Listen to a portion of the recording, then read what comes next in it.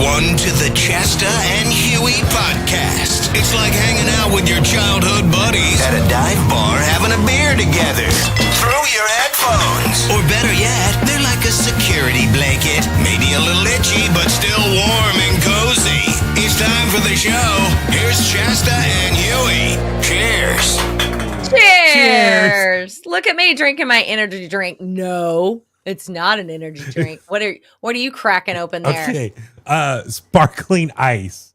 Okay. All right. That's an improvement, I think. It was some influencer from Costco or said these are good to drink or whatever they're called. That's good. Some influencer. I was influenced by some influencer. Damn it. After I got ridiculed last week, the next day I went to Costco and bought a bunch of non-soda drinks or energy drinks. I'm as well. so proud of you. By the way, I got multiple people who texted or DM'd me. Topo Chico I love that stuff. Yes, it's good stuff too. I am addicted to that. That is the best. Yes, Dan DeLay, we are back on a Monday. Yes, we are ready to roll, baby. And then I got lots going on. Some Waterloo as well. But the problem with Costco, they have Waterloo, but it's never the flavors that I like, or it's like a big package of them, and like maybe 2/3 of them I can deal with, but the last third, like I don't want. So it's like get some cooler flavors in there or variety, mix it up, or maybe that's why they're in bulk because those are the ones that don't sell regularly elsewhere, other stores. That's possible. Costco, come with it. Come on. Mine is a vodka and cran today. No, I'm kidding. Vodka? No. Your eyes. I didn't even think I should have sold that for a little while. I didn't think you'd go for it. Mine is kombucha. I mean, I get it. It's Monday. You're trying to get through the day already. I am trying to get through the day already. No, I had a kombucha. When my kombucha gets hot or gets warm, it's not as good. So I have to put the last little bit on ice. Okay. I'm all about the Tahava peach tea, unsweetened, good caffeine amount, great peachness going on. I have never had that before. So Jimmy Arsenault joining us. What's up, brother? Whatever with Dan DeLay. Whatever. Whatever. That's awesome. Now we got some Jimmy. Oh, this is going to be fun. The podcast is growing because first off, shout out to everyone we were hanging out with on Friday night. Everyone was some people, shout out Chris Relva. We saw in person. He, once again, he told me, I don't know if he told you, but he loves tuning into the podcast. I love hanging out with Chris Relva, and congratulations to him. He's lost 95 pounds. He looks incredible. From all the years I've known him, this is like the skinniest I've seen him. Oh, yeah. But I wasn't sure if I should say something or I know. I never know if it's when in doubt, it typically don't comment on weight, but it was so obvious. I was like, bro, what have you been doing? And he was like, I just don't eat like shit anymore. I'm like, well, wow, there you go. But no, it's taken him 2 years, by the way, to take off that weight. But okay, but also happy belated birthday. His birthday was this weekend. Yesterday. Remember, he had the lemon thingy, treats out there. Yeah, the lemon bars. Oh, Jimmy got the clue what I'm wearing. Ironic you have the Trivium shirt on with all that drama going on. Was that to be ironic? It's funny that you bring that up, Jimmy. Why don't you just segue us into our rock news? We've got a couple of rock stories to talk about. One of them will be Trivium. I do want to cover really quick because it just came down the wire to our inboxes. The Who has announced their support, and it is drum roll. Do we have a drum roll on that? Yes, thing? I do. Oh my God, we can use the drum roll. Hallelujah. Yes. Where'd it go? Oh, damn it. You're killing Jimmy's perfect segue. You just murdered. You murdered it. Hold on. Wait. No. Crickets. Yeah, that's more like that could work. That could work. Oh. Okay. There, how about that? That works. Ta-da! The headline is, it's Candlebox. Candlebox is opening for the Who tour. And I'm excited, and I'll be honest, a little surprised. Look at the 90s rolling back in fine style. We have been talking about this for months. We are here for the 90s resurgence. Well, I'll say 90s, early 2000s. Resurgence. Oh my God, this is great. So badass. Yeah. Of course, the Who will be here September 21st. I'm saying that off the top of my head. I'm pretty sure that's right. At the Shoreline. Let me check. Yeah, September 21st, Shoreline. Tickets are on sale now over at livenation.com. But yes, that's cool of Candlebox, which we've interviewed the lead singer years ago. Remember wasn't they were playing somewhere in San Francisco, and we talked to Kevin Martin. Kevin. Mm-hmm. Yeah. Yep. He was super cool to talk to. He was really great. I kind of geeked out about that because I was a huge Candlebox fan whenever I was like a junior and senior in high school. Obsessed. I remember having the cassette tapes in my car. Well, that's the thing. Like, it's just really cool seeing like a lot of these '90s bands get a resurrection of sorts over the last couple years. I mean, hell, we talked about Everclear recently. They got a couple dates in the Bay Area, and they're bringing back some '90s bands with them.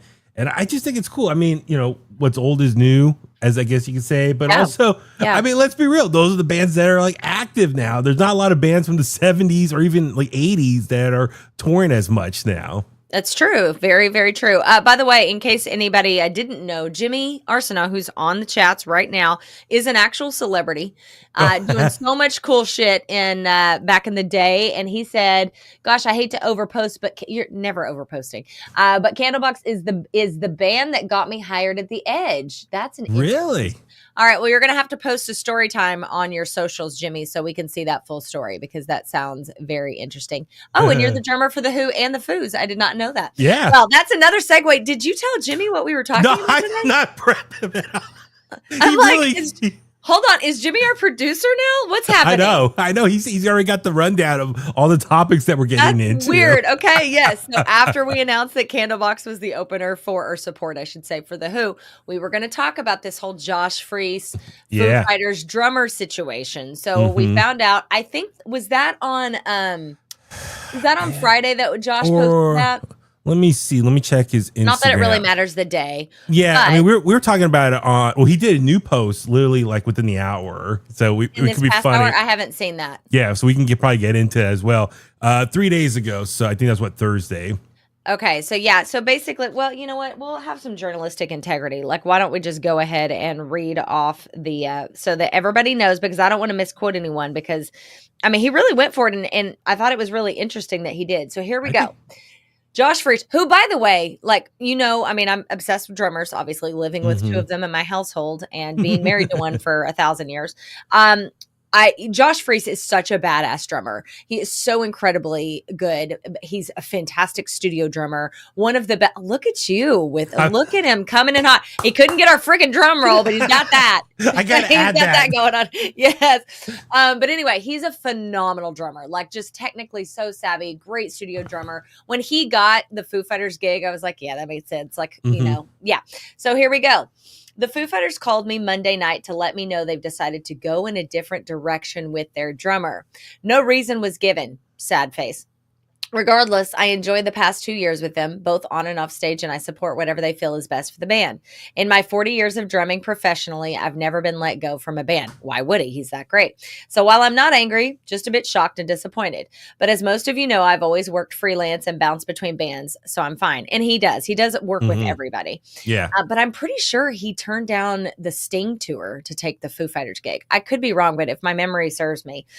Stay tuned for my top 10 possible reasons Josh got booted from the Foo Fighters list. Is that what he just posted today? Yeah, so he actually did. Oh, yep, here we go. All right, so we'll go through his top 10 reasons, and then we'll talk about our theory. You want to call it a theory? Our theory. Yeah. All right, so number 10.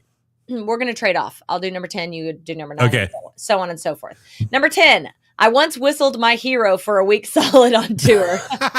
Number 9, can only name one Fugazi song, which I mean, for me, yeah, I can only name that one song too. I think most people feel that way. Yeah. Oh yeah. I just had a conversation about Fugazi over the weekend.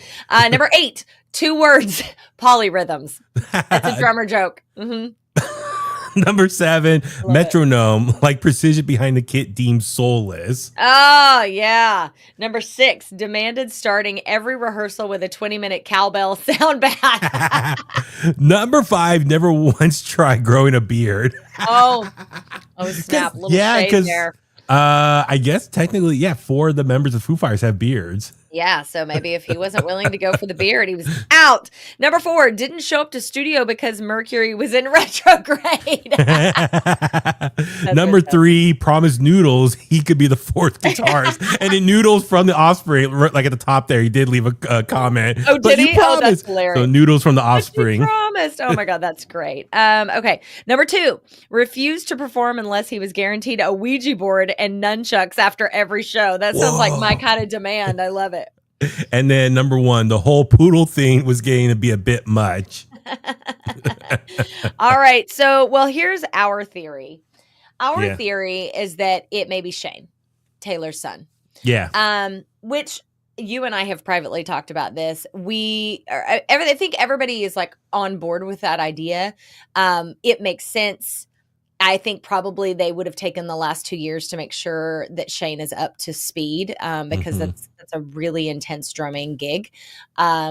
But my issue with that, if it is the case, if it comes out that Shane is the new drummer, and the whole world will be like, yay, Taylor's legacy. Like, it's a beautiful thing. I am fully on board. And I think Josh would have been on board. That's the issue, is I feel like if that was the plan, tell Josh from the beginning, go, all right, we need you for a couple of years.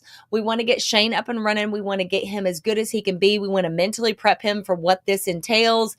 So we need you for a couple of years, and then we'll do the switch over. I guarantee you, Josh is so cool. He would have been like, got it, not a problem. But obviously that didn't happen. And I'm not saying it is. We're just fully assuming it's Shane. Well, let me ask you this. I'm rhetorically speaking. I wonder if Shane is ready for the job. At least from the last couple of years, for anyone who follows him, he's been playing in other bands. I think we saw him a couple times a year ago now with Chevy Metal. They played Bottle Rock and also Old Princeton Landing. So he's been playing live shows with different bands and, Chevy Metal specifically. So I wonder maybe... I'm just, who knows, playing dev or just assuming whenever they told him like, hey, you keep playing, you keep paying your dues, you practice on a smaller stage, like with these other bands. And then in a couple years, when you've kind of like paid your dues and kind of worked on your craft, then when the time is right, we'll make the switch for you. So I wonder if that's the case. I think everybody would have been on board. I mean, I talked to Jay, again, if anybody's watching and doesn't, or listening and doesn't know, my husband has been a drummer since he was 6, professional since he was 12. So he definitely knows a thing or two about drumming. But he was like, look, Shane will be great. Like, if they've taken the last 2 years to really get him up to speed, he will be great. He was not ready at that time, not even anywhere near ready. On a number of levels. Yes, from a technical standpoint, Taylor was a really great drummer. He was a very fast drummer. He was a very intense drummer. He had tons of energy. I just think that Josh would have gone that route. I think he would have played along. I think he would have understood the assignment. And so if it ends up being that and they just never told Josh that, I just can't understand why. And also, like, let's be frank, the Foo Fighters don't really need more bad press. Yeah. They've kind of been through it. I mean, that's the thing. Over the last, 6 months to a year, they've gone through a lot, especially with the whole Dave Grohl cheating scandal and the baby with the mistress. Out of wedlock and all that stuff. Yeah. And I was just looking online. So Shane is currently 18 years old. He'll be 19 in August. So think about that. That's such a baby. And I'm just out of high school. Yeah, take talent off the table. Okay, take that off. I'm just talking from a mental standpoint. Like, all of a sudden you're the drummer in arguably the biggest rock band, one of the biggest rock bands in the world. Yeah. And it's a lot of pressure because everyone will be looking at you, comparing you to your dad, rooting for you. He will have that on his side because Taylor was one of the most beloved people in all of rock. So I definitely think people will want him to win. But it's such a hard thing. By the way, Jimmy just said Josh would have totally understood that. Yeah, I totally agree. I posted about Josh on my page, which I tagged you in. Jimmy, I have to apologize. If you tagged me on Facebook, I hardly am ever on Facebook. I can't stand it anymore, so I didn't see it. I'm wondering what you put now. Maybe copy paste. Bad look on the way they handled it. Yeah. I just from a publicist standpoint, like the Foo Fighters publicist, like, oh my God, like, seriously, like. And remember, go way back, in the way back, whenever you're looking at Foo Fighters documentaries, there's all this conversation about a drummer, Dave Grohl, going into the studio and redoing drum parts and all of that stuff behind, people's backs. And so this is not new. This behavior is not new. This is kind of a theme. It is interesting. Okay. Look at Josh Freese. Like, I'm curious. If it's just not Shane, okay, well, guys, let's talk about Josh real quick. I wonder if there's more to it. I wonder, did they just not click with him? Did they not get along with him? I mean, as we know, people in front of the camera, in front of the public eye, they can all act like they get along a bit. But behind closed doors, who knows if they actually got along? As badass and talented Josh is and a true pro that he is, maybe behind closed doors, they just all cannot click on a personality level, which you know, I mean, it's very important. There's something to that. Well, as well, because I know this year they only have one show I think lined up this year, and so maybe 2026 is going to be a big year that they're going to go touring again. And maybe they just don't want to be around someone that they don't get along with. And that's right. And maybe that's why they didn't want to reveal to him, or at least in his post, what the reason was that they let him go. So then you give no reason? Like, isn't there an adult way to handle that? Jimmy just said Dave being Dave, love him. But yeah, dude, they just play already. Let your vast PR team handle your stuff. Yeah. No, I definitely agree. I think what you're saying is super duper valid, Huey, because that is such an intimate space. I say this all the time, and I think it's 1,000% true. Being in a band is like being married. Like, I feel like Jay is married to me, but he's also married to the musicians that he shares so much time and space with, and vulnerability and writing and all of that stuff. And so it's a very intimate space. You have to love the person that you're on tour with and you're writing music with or playing music with, whatever the case may be. So if that's the case, it's possible. Josh Freese is quirky. I mean, if you follow him online, you can see like he's definitely a quirky dude. But and his brother too. And his brother too. Yes. Yeah. He just seems very chill and cool as a cucumber and just kind of down for whatever, down for the cause. He's played with everyone. So he's had to mesh. I mean, hell, he's even played with like bands like Guns N' Roses. So he's had to mesh with someone like Axl Rose. That's not an easy gig.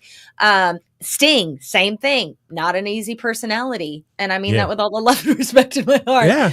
You know, so he kind of has had to be this chameleon, I think. Well, also because Dave Grohl is not only the front man, guitarist, singer of the band, but as we all know, he is also a badass drummer.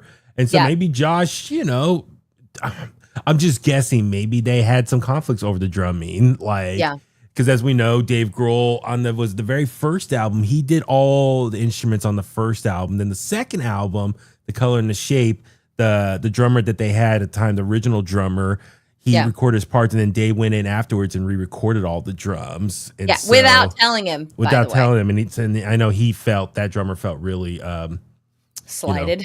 Slighted. Yeah. Backstab from that. So who knows? Like I said, we're just guessing because we assume there has to be more to it. Just off this post alone, it seems just so vague. There has to be more to it, especially from a public eye. Fans love Josh for the type of person that he is. But who knows behind closed doors how they all got along with each other. So maybe we assume there's more to it. But now going back, it is interesting that Josh he's willing to be so vocal about it. Yeah, I mean, well, that's the thing. It's like what they expect him to do. Like, they expect him just to be quiet about it. I mean, I'm sure he wants to speak his mind and be like, "Hey, like this wasn't my decision, and this is how they handled it, and you guys."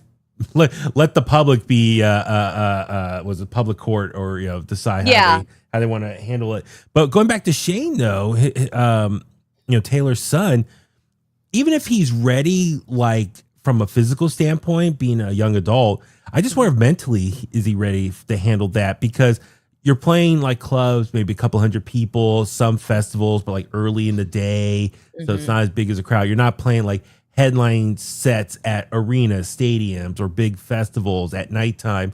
So I wonder if, emotionally, mentally, he's ready for that. I just hope, if that's the case, let's say hypothetically he is the new Foo Fighters drummer, I hope he has a good team around him, like a support system, adults around him that have his best interests and will take care of him. Because I'm worried, dude, 18, 19 years old, and he's going to start getting fat paychecks in the near future. Dude, like, be careful what you spend your money on. That could lead to bad excess, especially for someone who has the blood lineage of addiction. So, I'm glad you said that. I was just going to say, I think we're being very delicate in tap dancing around Taylor and Taylor's history here, of which he knows, the world knows. And I would hate to see something like that happen to him. Now, here's the good news. Here's what I hope is the case. He would be in a band with his uncles, like he's surrounded with family, and you have to assume they're just going to go whoop and take him right under their wing, show him the ropes, take care of him, make sure he's protected, especially with the history of Taylor and the way he passed and all of that. You would think they would be triple a triple protection around that kid. Mm-hmm. So, look, if they're not going to have Josh and they're not going to have J. Michaelis, then then I love the idea of Shane, because I do have a soft spot in my heart for Taylor, and just the idea of legacy, I think, is very, very cool. Yeah, and I just think for him, it would be a cool, like, that's the only way I think they could save this whole PR nightmare. Well, thank you for saying that. That's what I was going to say. I forgot my own point. I think, look, we're music nerds. Most of the people in this chat on live with us right now, we're all music nerds. We all know exactly who Josh Freese is. We know what he's done. He is a name to us. I don't think, and I could be wrong, I don't think to your average Foo Fighters or music consumer, somebody who's a casual fan or even a little bit more than casual, I don't think that they probably even knew who Josh was before he became a part of the Foos. So I think they might see bringing Shane in, bringing Taylor's son is going to be such a big story that it will overshadow the loss of this drummer, Josh Freese, who's phenomenal. But the casual fan might, that's just a hired gun guy for the last couple years. They're not going to understand how great he is and that is a shitty situation. They're going to go, oh, but it's Taylor's son. So they may just think, it'll blow over. And it might. Yeah, I mean, the only thing I think of is, as you said, like, these are his uncles watching out for him, protecting him.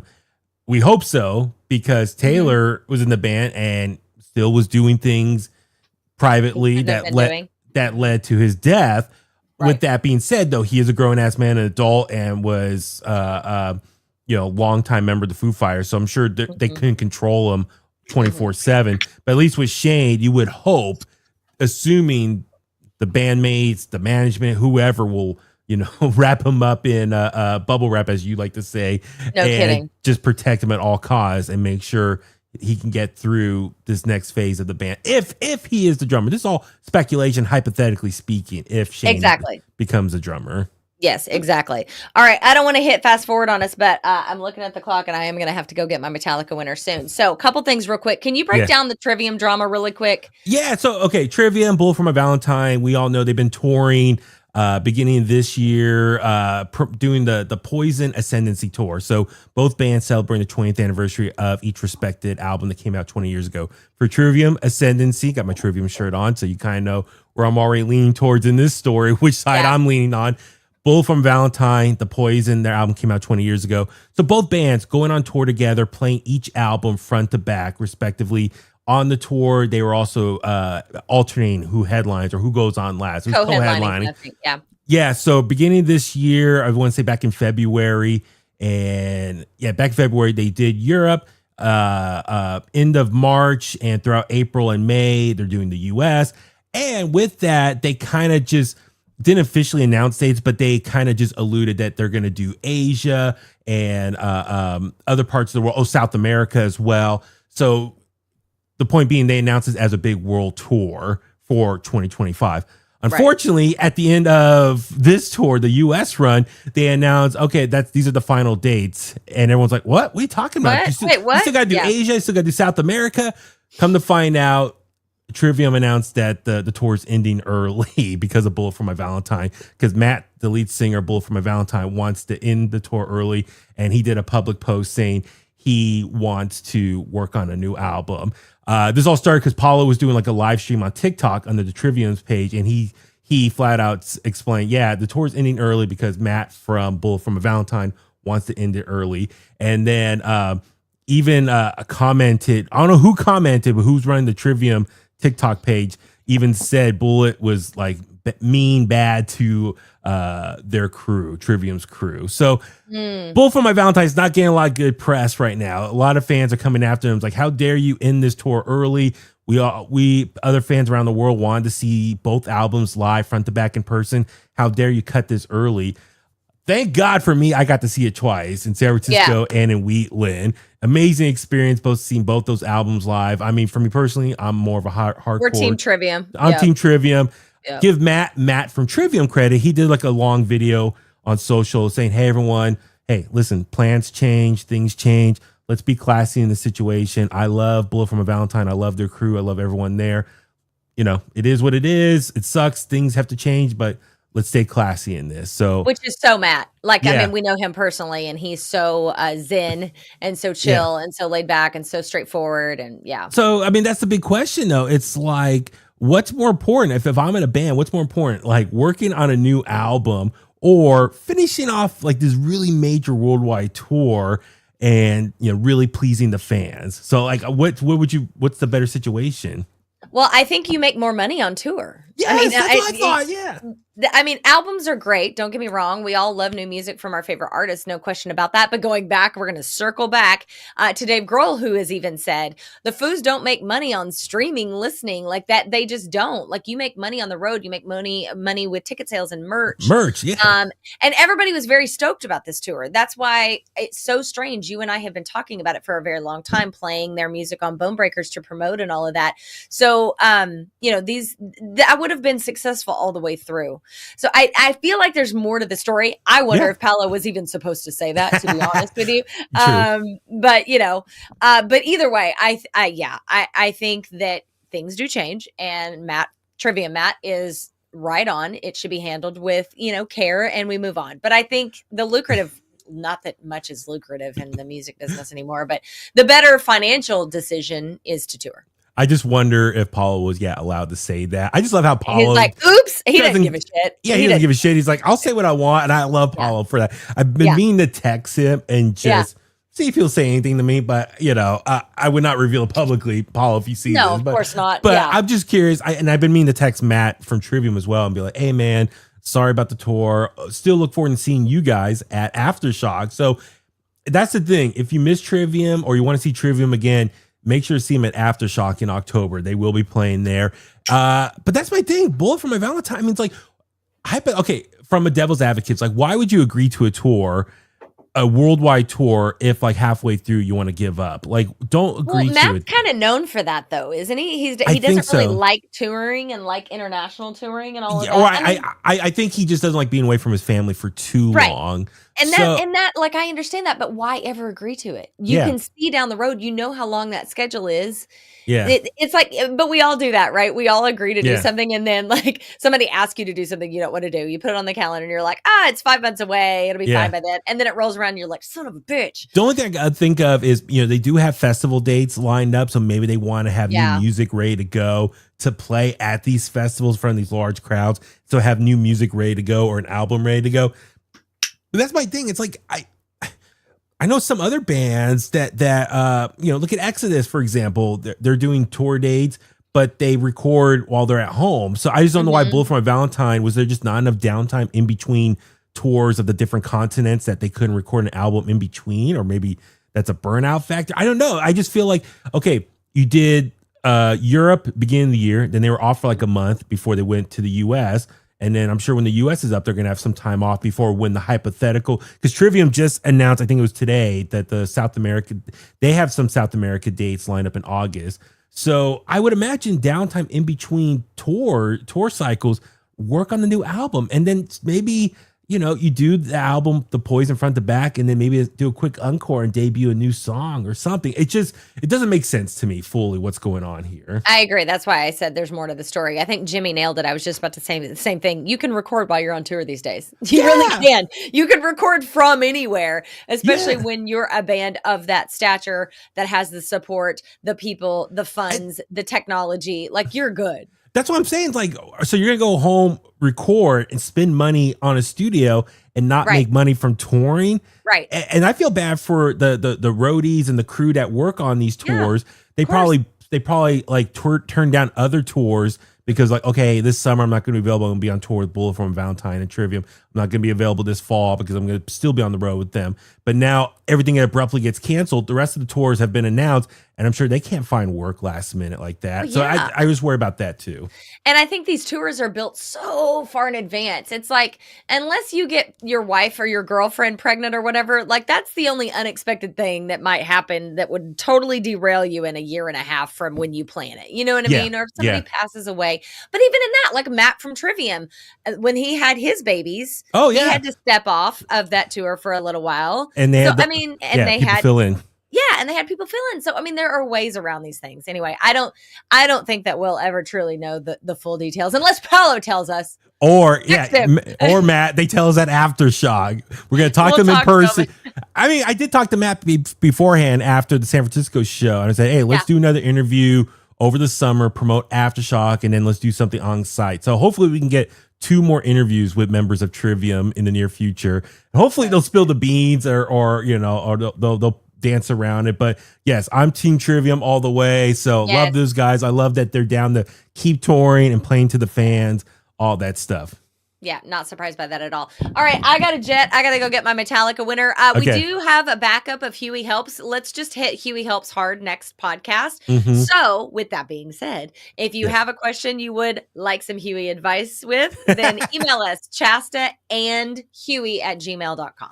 And please follow us on social at Chasta and Huey, Facebook, Instagram, Twitter, also the YouTube channel. If you're watching this on YouTube right now, please hit that subscribe button. It's free to do so. Leave a comment, sound off down below, give us a thumbs up, watch previous videos, share them. You know all that stuff. How many podcasts out there regurgitate the same old shit? But yes, please support us because we're still growing this thing. And shout out to the first 100 subscribers. We love you guys. We appreciate it. Let's keep that momentum going throughout the summer. And thank you as always for all the support. Yeah, absolutely. Everything he just said. All right, we love you guys. Thank you for being in the chat with us. Oh, Thomas just got on as we're going. Damn it. Popped in to say hello. All right, you got it. Once we're done, you got to rewind and watch the whole thing because I want Thomas. I want his. We talked so much shit about Thomas and so much shit about Rusty Thomas. Chains at Retro Junkie. How awesome they were on Friday night. Shout out to them. Shout out to Enrique and the whole staff at Retro Junkie. It was such a fun time. Shout out to all the Merkins. It was just a great crowd that night. It was such a fun time. And I posted videos on my Instagram. Okay. Okay, bye, gotta guys. go. Love you guys. Bye. Bye.